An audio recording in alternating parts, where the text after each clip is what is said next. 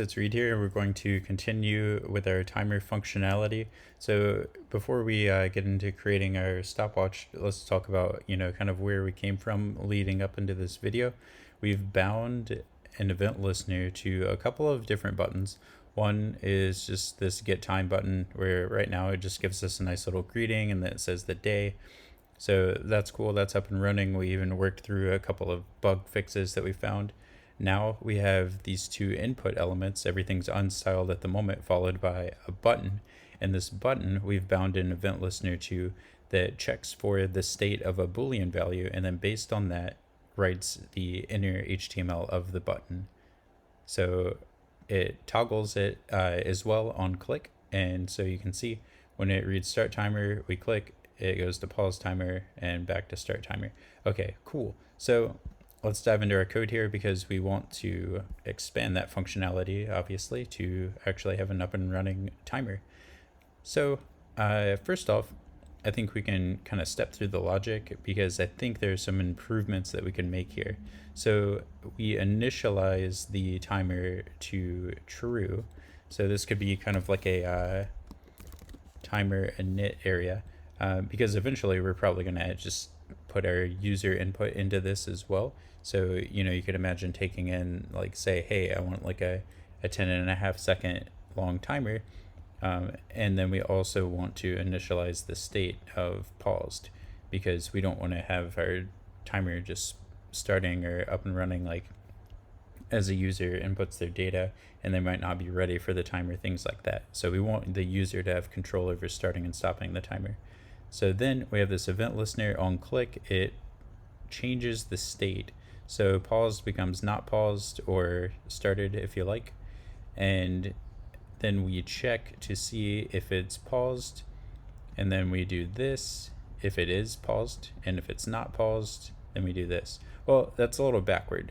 So we want to actually check or change the state rather after we perform the actions, right? So we want to see what is going on, what's the case in the application, which is paused when we click. And if it's paused when we click, we want to, we want the text to read pause timer. And if it is not paused, then we want the text to read start timer. Okay, cool. So you could think of this as like, I'm clicking start, and when I click start, we want the text to read pause timer.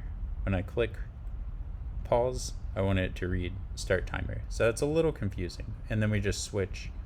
Okay, so long story short, we should expect to see our application working the exact same, or at least appearing that it's working the exact same. So that's all well and good. Now let's replace these expressions with functions. So let's write a function, and we'll say start action, and we'll write one just below it that says function pause action. Okay, nice. Okay, so for the start action, when we click and we want to start the timer, we want the inner HTML to be set to pause timer. Okay, so the reason we're getting this green element here, and we can just go ahead and put our start action expression, or call to this, or call for this function into this ternary expression here. The reason it's green is because the scope of the inner HTML for this button is no longer this, right? Because we're no longer within this event listener, and that was the entire idea of using this. It's referring to the scope of the parent element. So because the parent now is whatever is the parent of this function, which is the global space, which is kind of the app itself, it's no longer this. So we need to actually grab that button reference and then change it to pause timer. And we're just going to do the same thing down here, except for we want it to read start timer, of course, and we want this to be our pause action method call. Okay, So now we can write a ton of different pieces of functionality within each of these functions, and they should work just as it did before when we were just toggling the button. Okay, great, cool.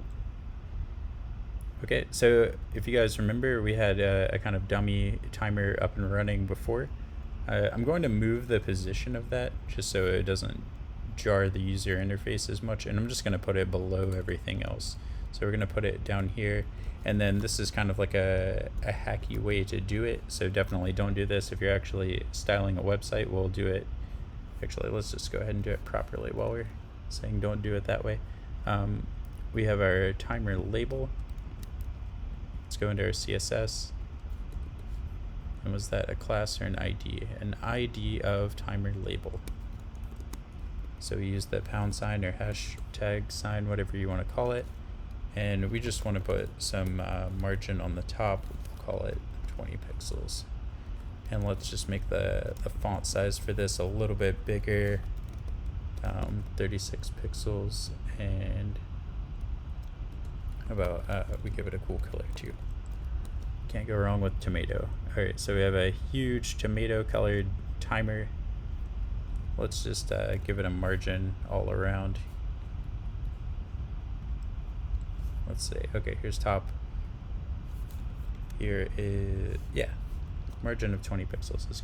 And that's going to give us a margin on each of the 4 sides. Margin top, right, bottom, and left of 20 pixels. So rather than write each of them out explicitly, this is a shorthand technique that you can use. Okay, and then now we of course need to start the timer. So on start action, we aren't only changing the text of the button, right? We want to do stuff that our timer does. So we wrote this start timer function a long time ago, and now we can actually use it. So boom, we'll just put in this code here because we don't need this at all. Bye-bye. And let's go ahead and see how our timer is looking and running. So we'll refresh the page. This is up here for now. We're starting the timer. Heyo, there it is, looking all tomatoey. And we're going to 0 seconds. Okay, cool.